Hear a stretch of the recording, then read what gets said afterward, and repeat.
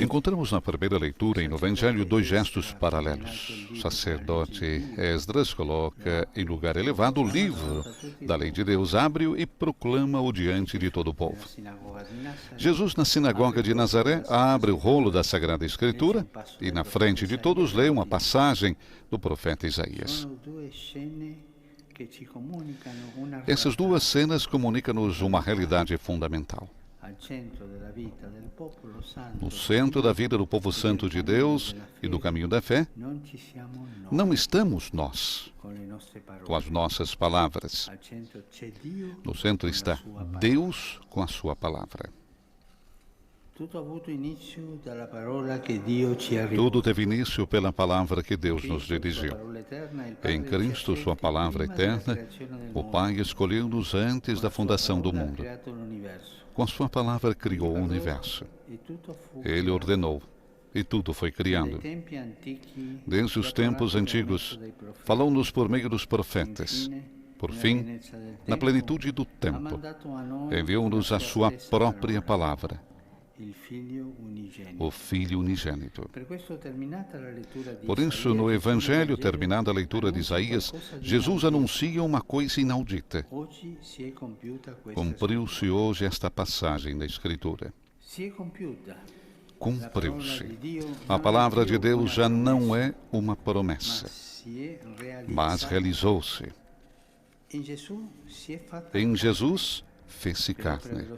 Por obra do Espírito Santo, veio habitar no meio de nós e quer habitar em nós, para satisfazer os nossos anseios e curar as nossas feridas. Irmãs e irmãos, tenhamos os olhos fixos em Jesus, como as pessoas na sinagoga de Nazaré. Ele era um deles. E que vai fazer esse de que tanto se fala? E acolhamos a sua palavra. Meditemos hoje em dois aspectos interligados da mesma. A palavra desvenda Deus e a palavra leva-nos ao homem, ao centro. Desvela e leva-nos ao homem. Antes de mais nada, a palavra desvenda Deus. Jesus, no início da sua missão, ao comentar aquela passagem particular do profeta Isaías, anuncia claramente uma opção. Veio para libertar os pobres e os oprimidos. Assim, nos desvenda precisamente através das Escrituras o rosto de Deus como o daquele que cuida da nossa pobreza e tem a peito o nosso destino. Não é patrão enrocado nos céus, como temos a imagem de Deus tão feia, mas Pai que acompanha os nossos passos. Não é um frio observador distante, impassível, Deus matemático. Não. Mas Deus conosco, que se apaixona, que tem paixão, se apaixona pela nossa vida e empenha-se nela a ponto de chorar as nossas lágrimas. Não é Deus neutral e indiferente, mas o Espírito amante do homem, que nos defende, aconselha, toma posição a nosso favor, entra em campo e compromete-se com a nossa dor. Sempre está presente ali. Eis a boa nova, que Jesus proclama diante do olhar atônito dos presentes. Deus está perto. E quer cuidar de mim, de ti, de todos. Esse é o estilo de Deus, proximidade. Ele mesmo se define assim. E diz ao povo de Deuteronômio: quem tem seus deuses? Cada um perto, como eu sou próximo de ti. O Deus próximo. Com aquela vicinança que é paixão e ternura, Quer aliviar-te dos pesos que te esmagam. Quer aquecer o frio dos teus invernos. Quer iluminar os teus dias sombrios. Quer sustentar os teus passos incertos. E fala através da sua palavra, com a qual te fala para reacender a esperança por entre as cinzas dos teus medos, para te fazer reencontrar alegria nos labirintos das tuas tristezas, para encher de esperança a amargura das tuas solidões. Faz ir, não num labirinto, faz ir no caminho, para encontrá-lo um pouco mais todos os dias. Irmãos e irmãs, perguntemos-nos, trazemos no coração essa imagem libertadora de Deus próximo, cheio de compaixão, tenro, ou imaginamos-lo como um juiz rigoroso, um rígido guarda alfandegário da nossa vida? A nossa é uma fé que gera esperança e alegria. Eu me pergunto, entre nós, está ainda acabrunhada pelo medo? Uma fé com medo? Qual é o rosto de Deus que anunciamos na igreja? O Salvador que liberta e cura? Ou o Deus temível que esmaga, avivando os sentimentos de culpa? Para nos convertermos ao verdadeiro Deus, Jesus indica-nos por onde começar, pela palavra. Essa, ao narrar a história do amor de Deus por nós, liberta-nos dos medos e preconceitos sobre Ele, que apagam a alegria da fé. A palavra derruba os ídolos falsos, desmascara as nossas fantasias, destrói as representações demasiado humanas de Deus e traz-nos de volta ao seu rosto verdadeiro, à sua misericórdia. A palavra de Deus alimenta e renova a fé. Voltemos a colocá-lo no centro da oração e da vida espiritual. No centro, a palavra nos revela como é Deus. A palavra que nos faz próximo Deus. E agora o segundo aspecto. A palavra leva-nos ao homem. Na verdade, quando descobrimos que Deus é amor, compassivo, vencemos a tentação de nos fecharmos numa sacra religiosidade que se reduz a um culto exterior, que não toca e nem transforma a vida. Isso é idolatria, idolatria escondida, idolatria refinada, mas é idolatria. A palavra impele-nos a sair de nós mesmos, sair de nós mesmos, caminhando ao encontro dos irmãos, animados unicamente com a força serena do amor libertador de Deus. É precisamente isso que nos revela Jesus na sinagoga de Nazaré. Ele é enviado para ir ao encontro dos pobres, que somos todos nós, e libertá-los.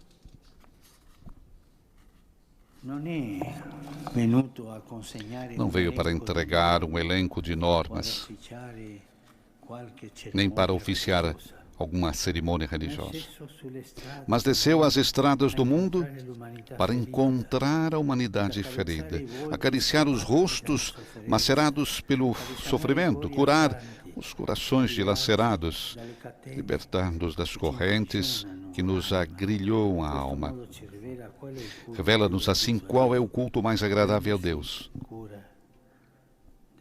cuidar do próximo. E devemos voltar sobre isso. No momento, na igreja, em que existe tentação de rigidez, que é uma perversão, e pensa que encontrar Deus é ser rígido, cada vez mais rígido, com normas. Não é assim. Quando nós vemos propostas rígidas, de rigidez, pensemos somente: isso é um ídolo, isso não é Deus. Nosso Deus não é assim. Irmãs e irmãos, a palavra de Deus transforma-nos. A rigidez não muda a gente, nos esconde. A palavra de Deus transforma-nos penetrando na alma como uma espada. Com efeito, se por um lado consola, desvendando-nos o rosto de Deus, por outro provoca e sobressalta-nos, fazendo-nos cientes das nossas contradições.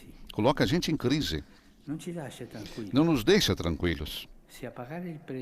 Se o preço a pagar por essa tranquilidade é o mundo dilacerado pela injustiça e pela fome, quem paga o preço são sempre os mais frágeis. São eles que sempre pagam.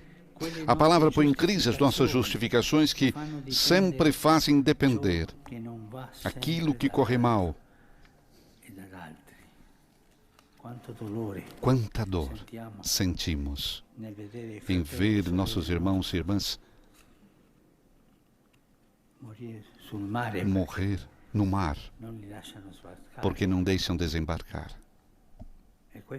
E isso, alguns em nome de Deus. A palavra nos convida a sair às claras, a não nos escondermos atrás de complexidades e problemas, atrás do não há nada a fazer, é problema deles, é problema seu. O que eu posso fazer? Deixemos eles ali. Exorta-nos a agir, a unir o culto a Deus e o cuidado do homem. Sempre ali. Porque a Sagrada Escritura não foi dada para nos entreter, para nos mimar numa espiritualidade angélica, mas para sair ao encontro dos outros e debruçar-nos sobre as suas feridas. Eu falei da rigidez, daquele pelagianismo moderno, que é uma das tentações da igreja. E outras, procurar uma espiritualidade angélica. Isso é uma outra tentação. Os movimentos espirituais gnósticos, o gnosticismo, que te propõe uma palavra de Deus que coloca em órbita e não faz tocar a realidade.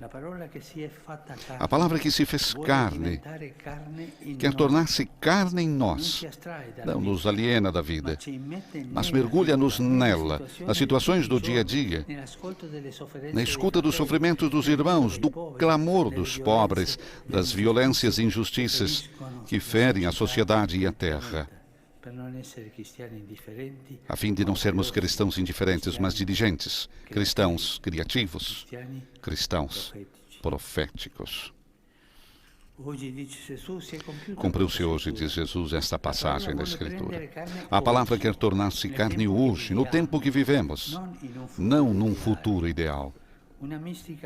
Uma mística francesa do século passado, que escolheu viver o Evangelho nas periferias, escreveu que a palavra do Senhor não é letra morta, é espírito e vida.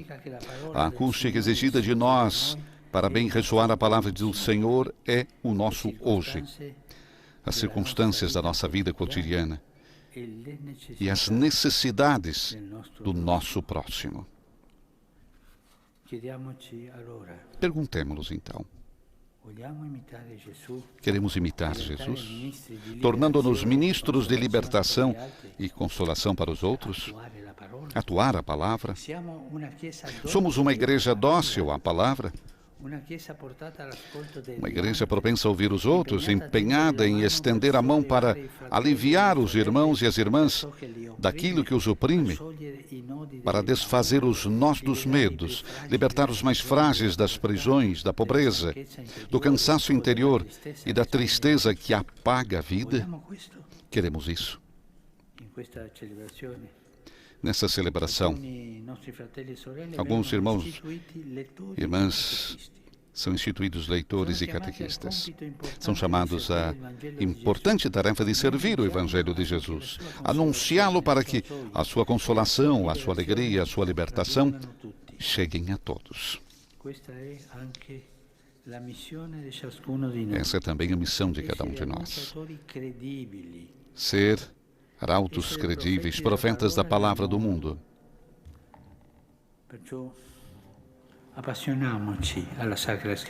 Por isso, apaixonemo-nos pela Sagrada Escritura. Deixemos-nos interpelar profundamente pela palavra, que desvenda a novidade de Deus e leva-nos a amar incansavelmente os outros. Voltemos a colocar a palavra de Deus no centro da pastoral e da vida da igreja. Assim, seremos liberados de todo pelagismo rígido, de toda rigidez. Eliminar aquelas ilusões de espiritualidade que se colocam em órbita sem cuidar dos irmãos. Vamos colocar a palavra de Deus no centro da pastoral e da vida da igreja. Ouçamo-la, rezemo-la, ponhamo-la em prática.